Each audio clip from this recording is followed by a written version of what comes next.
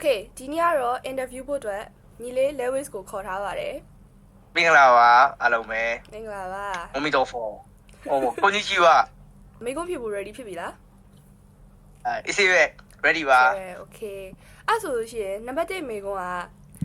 Lewis ဘဝမှာကွာ Man U fanboy ဖြစ်ရတဲ့ခံစားချက်ကဘယ်လိုလဲ Man U fanboy ဖြစ်ရတဲ့ခံစားချက်လေးကိုတစ်ချက်တော့အဲ့ခံစားချက်ဆိုခါတိုင်းပုံမှန်ဆိုလို့ရှိရင်မန်ယူကြိုက်တယ်ပုံမှန်တည်ရမလား edit တွေပါမြင်တဲ့ချိန်ကျကြိုက်တယ်ဒါပေမဲ့ဘောလုံးပွဲကြည့်ပြီဆိုတာအမြဲဆဲရပြီဗျာ edit တွေကြည့်တယ်သူတို့ highlight လေးပြန်ကြည့်ဆိုမန်ယူကရန်ကောင်းတယ်ဘာညာပွဲနေရောက်ပြီပွဲကြည့်ပြီဆိုအဲ့ဒါတောက်တော့မှမကြတော့ဘူးလားဆောက်ခွေးသိင်းလားကြည်ကြတဲ့စပင်းညက်လိုက်တယ်ဒီမှာစီဗီအရှင်းနဲ့အညောင်းနဲ့မညီဘူးအပြင်သွားအုတ်ထုတ်ကအမြဲဆောင်းနေရစင်မပြေပါဘူးဗျာတကယ်ခွေးသိင်းမှာတကယ်တမ်းပြောရရင်တော့တကယ်ခွေးသိင်းမှာ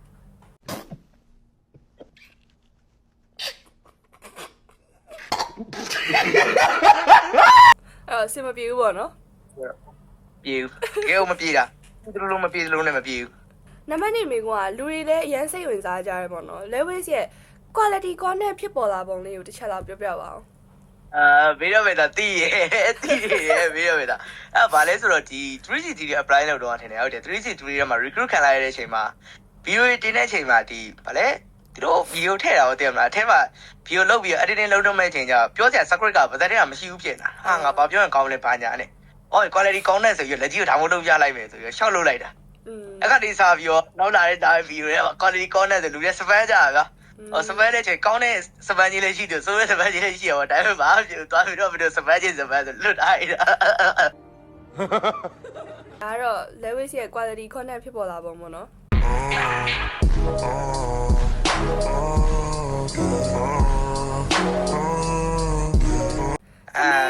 ထမင်းတရက်ကိုဘယ်နှပကံစားလဲ၄ပကံလောက်စားတယ်မဟုတ်၄နှစ်လောက်ဟုတ်တစ်ခါလေးလဲ၃တစ်ခါလေးလဲ၄နှစ်အဲ့လိုစားဘာရင်းနဲ့စားလဲဘာဘလို့စားလဲဘယ်ချိန်နေစားလဲပြောပြပါအောင်နေစားတယ်ဆိုမနက်ထိုင်တစ်ခေါက်စားတယ်နေ့နေ့ကျရင်တစ်ခေါက်စားတယ်ညနေ3 4 5နိုင်လောက်ဆိုတစ်ခေါက်စားတယ်ပြီးတော့ဘာညာစပတ်လိုက်စကားလေးပါလေးကြည့်ဂိမ်းလေးပါလေးဆော့ရင်ဆော့ည10နိုင်လောက်ဆိုဘိုင်းဆိုင်တစ်ခါပြန်စားတယ်စေပဲ chill ဘာရင်းနဲ့စားလဲလို့မင်းရင်တော့ပြည့်ရင်းနဲ့ကုန်စားတယ်တွေ့ရင်းနဲ့စားတယ်ခါတာလဲလို့ကျန်တာကုန်စားတယ်မကြိုက်တဲ့ဟင်းကြိုက်တဲ့ဟင်းကပါလေဆိုတော့ဟိုငါချောက်ငနီလူသိလားငနီလူသေးလေးကြောက်လေးငနီလူကိုပြန်ကြီးလေးနဲ့လိတ်နေအောင်ချက်တာထုံးရင်းနဲ့အားရပေါ်ရတွေ့လိုက်ရ Oh my god bro မောင်လေးငါမေးရငါမင်းမကြိုက်တဲ့ဟင်းကိုမေးရလေမကြိုက်တဲ့ဟင်းကိုမေးရဆိုလို့ရှိရင်မကြိုက်တဲ့ကျင်းကားတိနဲ့ပတ်သက်တာမှမကြိုက်မကြိုက်တဲ့ဟင်းမေးတာကြိုက်တဲ့ဟင်းနေဖြေပါကိုကို Okay ကျင်းကားတိလုံးဝမကြိုက်ပါ point ခေါ်ပါညာလုံးဝမစားကျင်းကားတိဘိုက်ကိုအဲ့ Lewis ကိုယူရဲမိမကျင်းကားတိမှာကျင်းကားတိဆိုရောအဲ့ဆိုလို့ရှိရင်တော့ပြောရမယ်ပြန်လို့ရလားပေါ့โอ้โห